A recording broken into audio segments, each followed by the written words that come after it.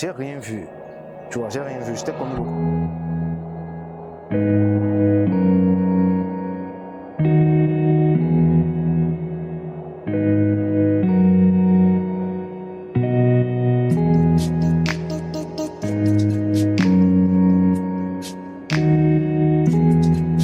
Alors, comment devenir millionnaire dans la vingtaine? Je pense que c'est le rêve de beaucoup de personnes, de beaucoup de jeunes qui souhaitent atteindre l'indépendance financière, leurs objectifs et tout ça. Mais le problème, c'est que on s'y prend de la mauvaise manière. Okay? Quand on veut devenir millionnaire dans la vingtaine, on s'y prend de la mauvaise manière. Et je ne vais pas dire forcément qu'il faut des années, il faut des cinquantaines d'années pour devenir millionnaire. Actuellement, la norme d'ailleurs, c'est de devenir millionnaire dans la vingtaine, au plus dans la trentaine. Parce que avec les outils que nous avons, avec l'intelligence artificielle, avec les plateformes que nous avons, les réseaux sociaux, c'est beaucoup plus facile, disons même 100 fois plus facile de développer un business et d'atteindre ses objectifs financiers, plus que dans la période de nos parents. Vous vous rendez compte, nos parents, pour faire des recherches avant, il fallait aller à la bibliothèque, il fallait trouver des bouquins, etc., faire la queue. C'était tellement compliqué pour avoir des clients, il fallait passer des appels à longueur de journée. Et actuellement, avec les réseaux sociaux, avec les plateformes que nous avons, avec l'intelligence artificielle qui s'y ajoute, on a vraiment les outils et les moyens nécessaires pour atteindre rapidement nos objectifs financiers. Donc, si vous voulez devenir millionnaire dans la vingtaine, vous êtes déjà sur la bonne longueur d'onde. Mais le plus important maintenant, c'est de bien s'y prendre. Donc, dans cette vidéo, je vais expliquer comment devenir millionnaire dans la vingtaine. Devenir millionnaire dans la vingtaine, c'est super important. Quand je vois par exemple des personnes qui ont réalisé pas mal de choses, en l'occurrence, quand on regarde nos parents, ils ont travaillé toute leur vie, ok? Et peut-être quand on va parler de réussite, chacun réussit à sa manière, à son niveau, à son rythme. Mais quand on voit en fait la réussite chez nos parents, c'est au troisième âge. C'est-à-dire la personne a certes réalisé beaucoup de choses, il a des propriétés, il a des maisons, mais il a un âge où il ne peut vraiment pas en profiter. C'est-à-dire l'âge où on est entre griffes dans la salle d'attente de la mort. Ok, donc l'âge où on a plein de maladies cardiovasculaires, l'âge où on a plein de problèmes de santé, donc toute la fortune qu'on a accumulée, on se retrouve à dépenser ça à l'hôpital. Et il y a l'un de mes supérieurs hiérarchiques qui le disait que beaucoup de personnes travaillent toute leur vie pour finir par dépenser tout ce qu'ils ont accumulé dans leur santé une fois au troisième âge. Et donc je pense que plus on est jeune, plus on doit s'orienter vers un objectif beaucoup plus concret, qui est le fait de devenir millionnaire. Et c'est très important. Ça permet non seulement d'avoir une longueur d'avance en termes de réalisation, mais aussi ça permet franchement de se positionner tôt, ok, en termes de réussite et de profiter davantage de tout ce qu'on a réalisé. Donc, si votre ambition c'est de devenir millionnaire dans la vingtaine, la première des choses que vous devez faire, c'est de canaliser votre énergie. D'accord? Canaliser votre énergie. Quand on est jeune, on a beaucoup d'énergie. On a beaucoup de hargne. Ok? On a beaucoup de feu qui brûle en nous quand on est jeune. Quand on est entre 18 et 28 ans, on a beaucoup de feu qui nous anime. Et ce feu-là, si vous ne le canalisez pas bien, vous allez soit construire votre vie, soit détruire votre vie. Ok, je le dis en connaissance de cause. Pourquoi? Parce que quand on voit les jeunes qui sont dans la fourchette 18 à 28 ans, ils sont plus dans le côté boîte de nuit, ils sont plus avec les femmes, ils sont plus avec les choses qui, voilà, les amusent. Ok, mais à partir de 30 ans, on commence à prendre conscience qu'on est adulte et qu'on doit fonder un foyer. Et avec les charges et les responsabilités de la famille, donc avec le foyer qui vient, avec les enfants qui viennent, il y a certains risques qu'on ne peut plus prendre. Il y a certaines choses qu'on ne peut plus faire. Il y a certains projets qu'on ne peut même plus entamer parce que les enfants sont là, parce que le foyer est déjà là. Donc, vous voyez que si vous gaspillez votre intervalle 18 à 29 ans, si vous gaspillez cet intervalle, après, ça sera très compliqué. C'est la raison pour laquelle c'est vraiment le meilleur timing pour poursuivre un objectif tel que le fait de devenir millionnaire. Ok, pendant ce moment où vous n'avez pas de charge, où vous n'avez pas de famille, où vous n'avez pas de femme, où vous êtes célibataire, ok, ou bien maribataire, donc entre le célibat et le mariage. Donc, c'est pendant cet intervalle que vous devez vraiment poursuivre l'objectif de devenir millionnaire. Et pour le faire, vous devez canaliser votre énergie. Si vous passez tout votre temps dans les boîtes, si vous passez votre temps dans les choses qui vous amusent, vous dépensez votre énergie, mais pas de la bonne manière. Ok?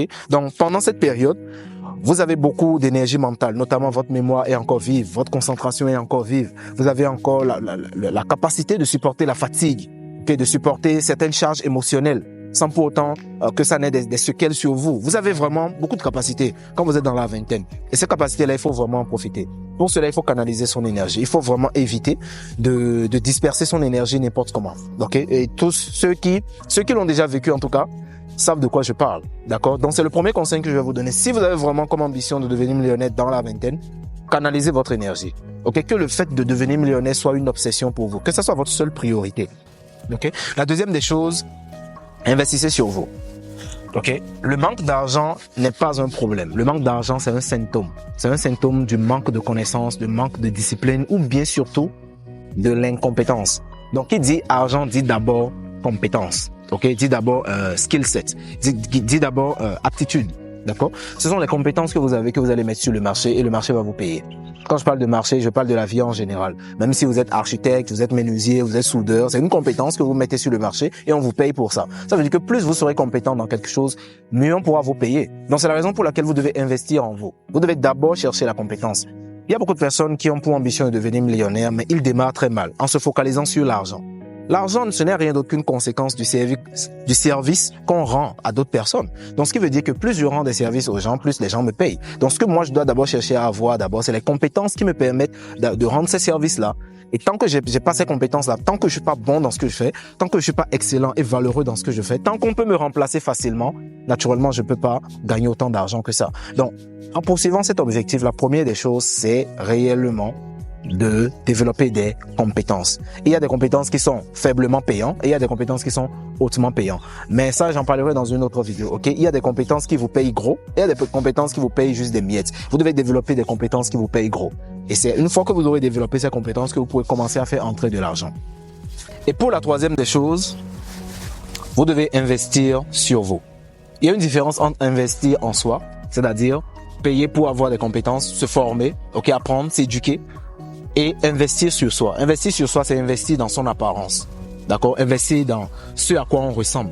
Je dis souvent aux gens, comme j'ai appris chez les anglo-saxons, always dress the way you want to be addressed.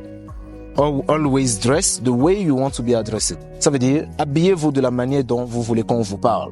Si vous pensez que vous êtes un professionnel dans ce que vous faites, si vous pensez que vous êtes bon dans ce que vous faites, vous devez le refléter.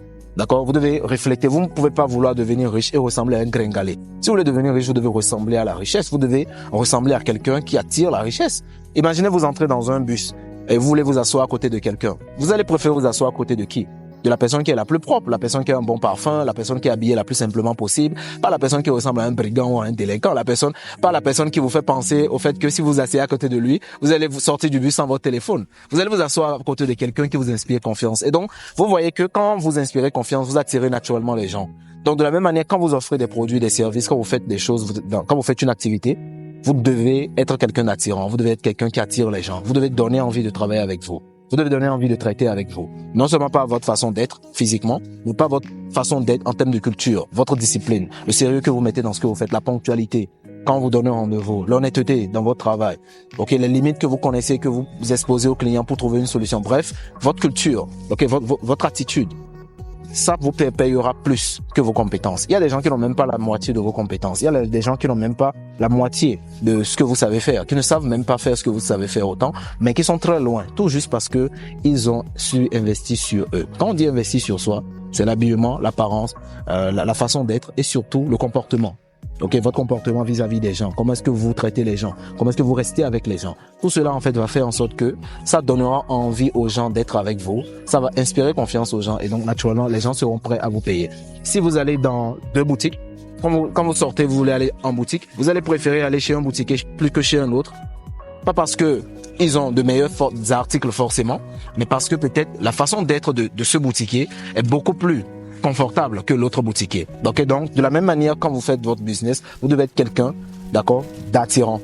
Quelqu'un qui inspire confiance. Quelqu'un, quand on le regarde, on n'a même pas besoin de savoir, on n'a même pas besoin de se demander, est-ce que cette personne est bonne dans ce qu'elle fait? Vous devez déjà le refléter, ok? Et la dernière des choses, surtout, rêvez grand. Ok? Rêvez grand. Quand vous voulez devenir millionnaire, vous savez, tout ce que vous faites, peu importe la chose, si ça peut vous rapporter 10 000 francs, ça peut vous rapporter 1 million. Peu importe la chose. Quand vous faites une chose qui vous rapporte 10 000 francs, cette même chose peut vous rapporter 1 million, dépendant de la vision que vous avez dans ce que vous faites. D'accord? Supposons que vous vendez, disons, il y a quelqu'un qui m'a contacté ce matin. Voilà, quelqu'un m'a contacté ce matin pour me proposer des services de graphisme, pour améliorer le montage de mes miniatures. Donc, quelqu'un m'a contacté ce matin, par exemple, pour me proposer des miniatures. Ok? Voilà. Il m'a contacté, il m'a demandé, il m'a proposé en tout cas des miniatures, il m'a proposé d'améliorer les miniatures de mes vidéos YouTube. Ok, j'ai vu ses tarifs, j'ai vu ce qu'il a fait. Il a d'ailleurs fait un très bon travail par rapport aux suggestions qu'il m'a faites. Mais tout de suite, j'ai eu envie de travailler avec lui. Non seulement parce qu'il était professionnel dans son langage, mais aussi il fait quand même du bon boulot. Je reconnais qu'il est très compétent dans ce qu'il fait. Maintenant, la question c'est, est-ce qu'en faisant ça, il peut réellement devenir millionnaire? Ça, c'est à lui d'en décider. Ouais, supposons que ce service de graphisme, il est fait à 100 000 francs. D'accord? S'il sert juste 3 personnes, ça lui fait juste 300 000. Supposons qu'il le fait pour, disons, 3 personnes dans le mois. Ça lui fait 300 000 par mois. Par contre, s'il arrive à toucher 100 personnes, combien d'argent ça lui fait? Ça lui fait à peu près 10 millions. Vous voyez la différence? Donc, le même service, le même produit, mais la quantité de personnes qu'on sert fait toute la différence. Donc, c'est la raison pour laquelle quand vous faites votre activité, vous devez vraiment avoir comme ambition de servir le maximum de personnes. Servir le maximum de gens. Je l'ai dit tout le temps dans mes vidéos. Quand vous voulez devenir millionnaire, vous devez viser le million de personnes. Donc, qu'est-ce que vous faites actuellement comme activité, comme des produits que vous vendez ou bien comme service que vous le vendez, comme vous vendez, comme service ou bien produit que vous vendez? Votre objectif, votre priorité doit être de servir 1 million de personnes. Qu'importe ce que vous vendez, si vous le faites à 1 million de personnes, vous serez millionnaire. Ça, c'est sûr, même si ça coûte 1 franc. Si ça coûte 1 franc ou bien $1, vous servez 1 million de personnes, ça vous fait 1 million de dollars. Donc, toute la démarche, toute la charge de travail que vous aurez, votre ambition, votre acharnement au travail, ça sera pour toucher les 1 million de personnes. Donc, c'est pourquoi je vous conseille de rêver grand, ok? Quand vous avez 23 ans, vous faites des activités qui vous rapportent de l'argent, visez le maximum de personnes. Commencez à toucher 100 personnes, commencez à toucher 200 personnes, commencez à toucher 1 million de personnes. Augmentez votre visibilité, apprenez davantage, rencontrez davantage de personnes, participez à plus d'événements. C'est en faisant ça que de fil en aiguille que vous pourrez rapidement atteindre le million. J'ai eu mon premier million à l'âge de 22 ans, un truc de genre maximum 22 ans. Et je pense que après cela, ça devient comme un jeu. C'est-à-dire, à chaque fois, on répète la même procédure et les millions, ça entre. Et je pense que si j'ai pu le faire, vous avez aussi la possibilité de le faire. Ok?